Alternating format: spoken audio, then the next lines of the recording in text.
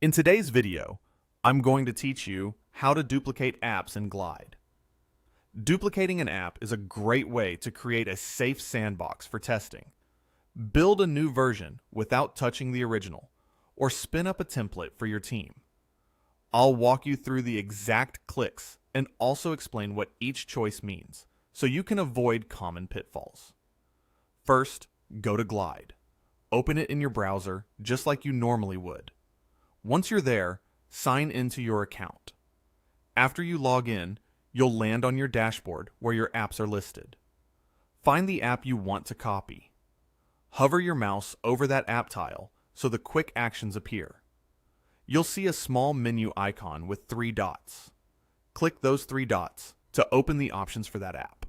From the menu that appears, click Duplicate. Glide will open a prompt to guide you through the duplication settings. Here's the key decision.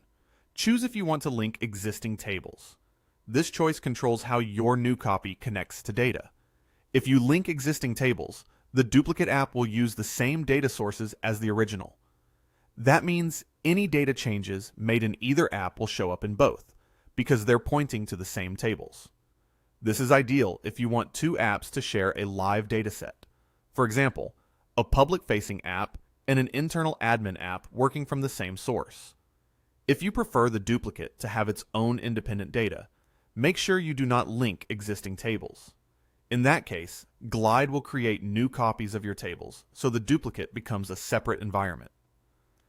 Edits in the new app won't affect the original, and vice versa. This is perfect for testing changes, trying new layouts, or preparing a major redesign without risking production data. After you've made your selection, click Duplicate App to confirm.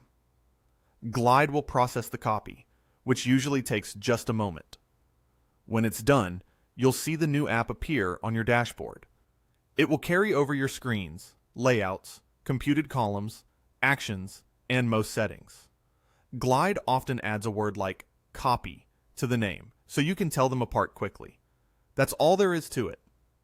Use the Link Tables option when you need 2 apps reading and writing the same data, and avoid linking when you want a clean, isolated workspace for experimentation or versioning. Thanks for watching this step-by-step Glide tutorial.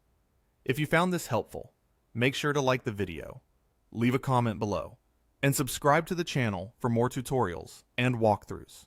See you in the next video.